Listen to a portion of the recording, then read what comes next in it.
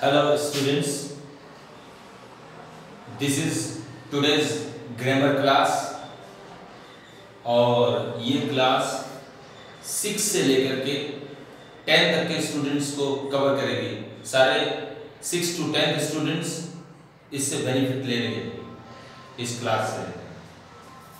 और इसमें हमारा वो टॉपिक जो कॉमन है, कुछ ऐसे टॉपिक्स ले रहे हैं जो बेसिक भी हैं और जो बड़ी क्लासेस हैं उनमें भी स्टडी के लिए बेस का काम करेंगे और उनमें बेनिफिशियल होंगे। तो ये सबसे सिंपल टॉपिक है हमारा सेंटेंस, जिसके बारे में हम आपको बताने जा रहे हैं। सेंटेंस पर सेंटेंस को बताने से पहले हम सबसे छोटी यूनिट से चलते हैं। इंग्लिश ग्रामर में अगर बात की जाए तो सबसे छोटी यूनिट लैंग्वेज की क्या है, तो पता लगता है कि इंग्लिश ग्रामर में लैंग्वेज के अंदर इंग्लिश ग्रामर में सबसे छोटी यूनिट है लेटर। लेटर, यहां लेटर से मतलब इंग्लिश अल्फाबेट जिसमें 26 लेटर्स होते हैं, A to Z, ये सारे लेटर्स। लेटर सबसे छोटी यूनिट है। उसके बाद अगली स्टेप, लेटर के बाद में दूसरी स्टेप आती है वर्ड। लेटर जैसे A to Z कोई भी हो सकता है। फिर आता है वर्ड। तो वर्ड क्या है? Group of letters. इसमें इसीलिए लेटर्स का ग्रुप होने की वजह से ये वर्ड लेटर से बड़ा होता है। और ये जो ग्रुप ऑफ लेटर्स हैं ये एक प्रॉपर ऑर्डर में बनते हैं, जो एक करेक्ट स्पेलिंग बनाते हैं और उसके बाद में उसका एक मीनिंग होता है जो लेटर से ज्यादा होता है। Letter word. अब इसके बाद अगली स्टेप है वर्ड से आगे स्टेप क्या है? तो लेटर वर्ड, फिर थर्ड स्टेप आती है फ्रेज।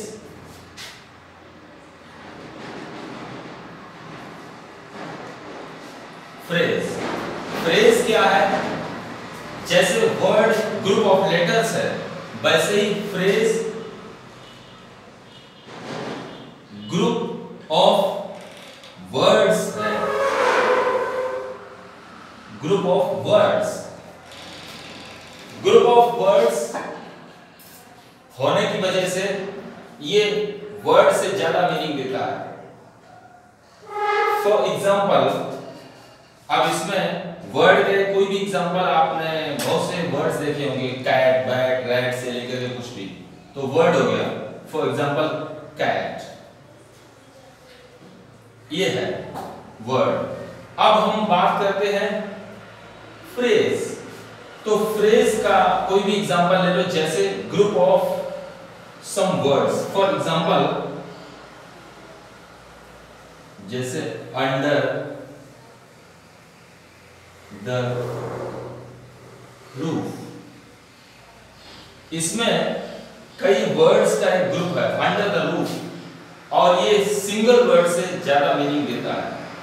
फ्रेज जिनका यूज लैंग्वेज में होता है, वर्ड, फ्रेज। उसके बाद अगली स्टेप आती है जो बड़े क्लासेस के स्टूडेंट्स भी समझते हैं, वो होती है क्लॉज। क्लॉज, क्लॉज क्या है? क्लॉज भी ग्रुप ऑफ वर्ड्स होता है। Group of words.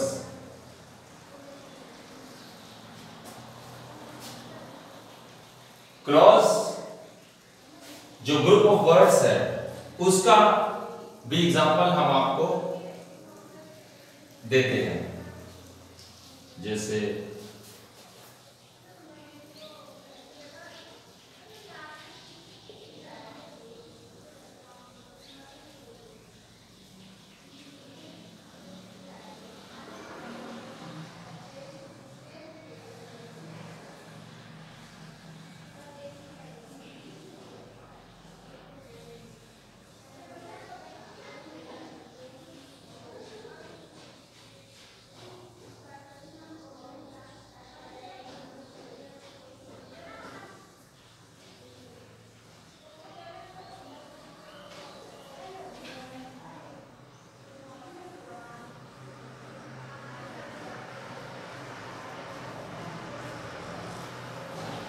अब इसमें एक मेन क्लास है जो डबल अंडरलाइन मैंने कर दिया है, प्रिंसिपल क्लास।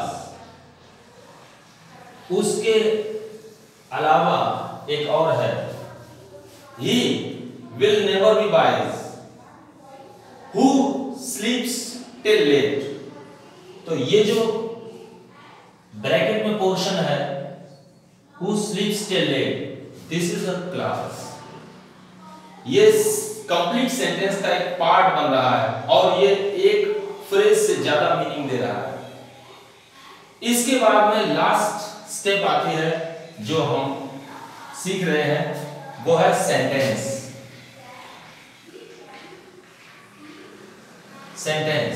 सेंटेंस भी फ्रेज की तरीके से, क्लॉज की तरीके से ग्रुप ऑफ वर्ड्स होता है।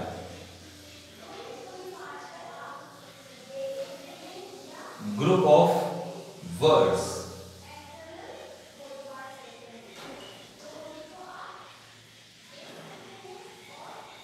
इसका एग्जांपल हम नीचे लिखने वाले हैं।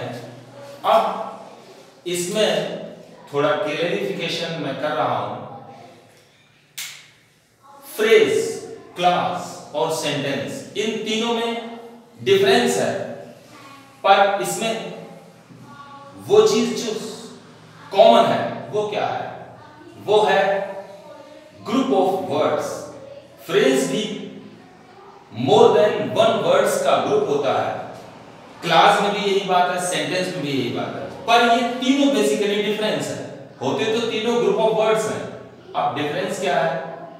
फ्रेज जो होता है वो ग्रुप ऑफ वर्ड्स, ऐसा ग्रुप ऑफ वर्ड्स होता है जिसमें फाइनाइट वर्ब नहीं होती है। फाइनाइट वर्ब से मतलब वो वर्ब जो किसी टेंस के प्रेशर में होती है, जो टेंस को बताती है, जिससे हम टेंस का पता लगा सकें, वो वर्ब फ्रेज में नहीं होती है। फ्रेज में वर्ब भी हो सकती है पर वो टेंस के प्रेशर में नहीं होगी, उससे टेंस का पता नहीं लगेगा। तो नॉन फाइनाइट वर्ब हो सकती है फ्रेज में। अब क्लॉज में क्या डिफरेंस है?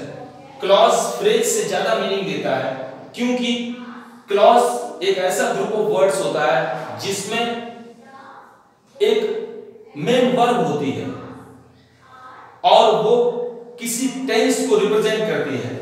जैसे अंडर द रूफ, इसमें कोई वर्ब नहीं है, पर कुछ फ्रेजेस में वर्ब्स हो भी सकती है, वो कोई टेंस नहीं बताएगी।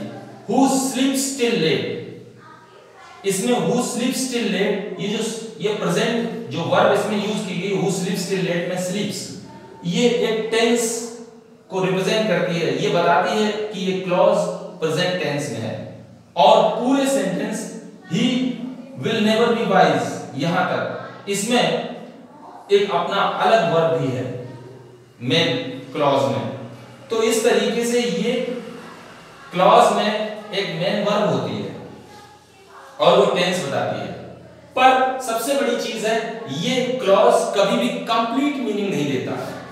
लेटर, अगर आपके सामने मैंने कहा सी, तो आप समझ जाते हैं third letter of the English alphabet. इसका यही मतलब है, सी मींस वो लेटर जो बी के बाद आता है, डी से पहले आता है, दैट्स ऑल। इसी तरीके से वर्ड की बात अगर करते हैं तो वर्ड एक लेटर से ज्यादा है, क्योंकि वो ग्रुप ऑफ लेटर्स होता है, तो इसलिए इससे ज्यादा मीनिंग देगा। और वर्ड से भी ज्यादा मीनिंग देगा फ्रेज, क्योंकि फ्रेज में एक से ज्यादा वर्ड्स हैं। और इसके बाद बाकी फ्रेज में क्या है तो मैं बता चुका हूं। इसके बाद इससे भी ज्यादा मीनिंग देगा क्लॉज। रीजन, इसमें एक मेन वर्ब है, फाइनाइट वर्ब है, और सेंटेंस भी ग्रुप ऑफ वर्ड्स है, और सेंटेंस में एक ऐसी वर्ब होती है जो टेंस के बारे में बताती है। पर दोनों में बेसिक डिफरेंस ये है, लेटर, वर्ड, फ्रेज, क्लॉज एक भी सीरियली एक से एक बढ़कर के मीनिंग देते हैं, पर कोई भी इनमें से कंप्लीट मीनिंग नहीं देता है। जो group of words complete meaning देता है वो सिर्फ सेंटेंस ही होता है। सेंटेंस में यही है कि क्लॉज की तरह सिमिलरिटी ये है कि क्लॉज की तरह से इसमें भी एक फाइनाइट वर्ब होगी, सेंटेंस और क्लॉज दोनों में, पर ये केवल सेंटेंस ही होता है जो कंप्लीट मीनिंग देता है। क्लॉज कभी कंप्लीट मीनिंग नहीं देता, इसलिए ग्रामर की लैंग्वेज में क्लॉज को कभी-कभी मिनी सेंटेंस के तरीके से समझा जाता है, but not a complete sentence. तो ये हुआ सेंटेंस। अब इसकी हम डेफिनेशन लिखते हैं और उसके लिए now I am clearing the next thing.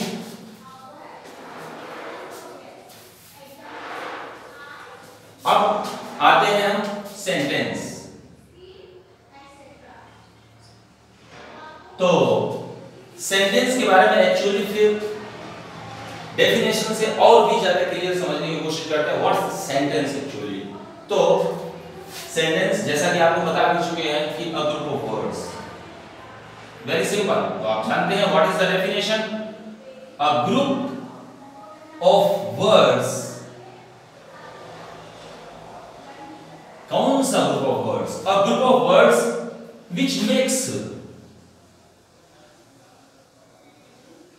which makes,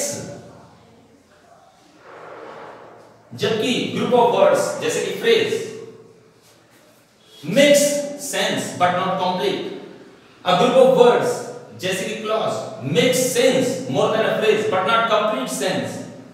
तो हम सेंटेंस की बात कर रहे हैं, a group of words which makes complete sense, जो फ्रेज और क्लॉज नहीं बनाते हैं, which makes a complete, which makes a complete sense, is called a sentence.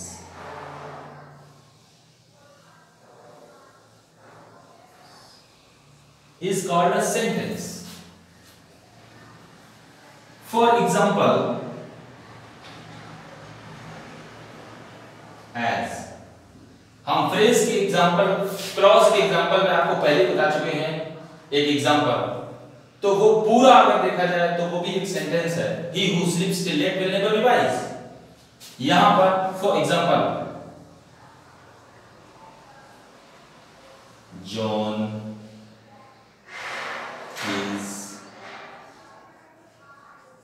under the bridge।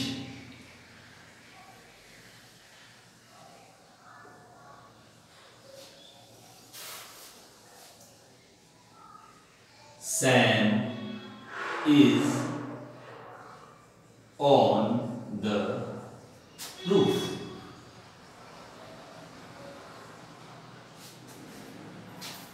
तो ये हुआ आपका कंप्लीट सेंटेंस।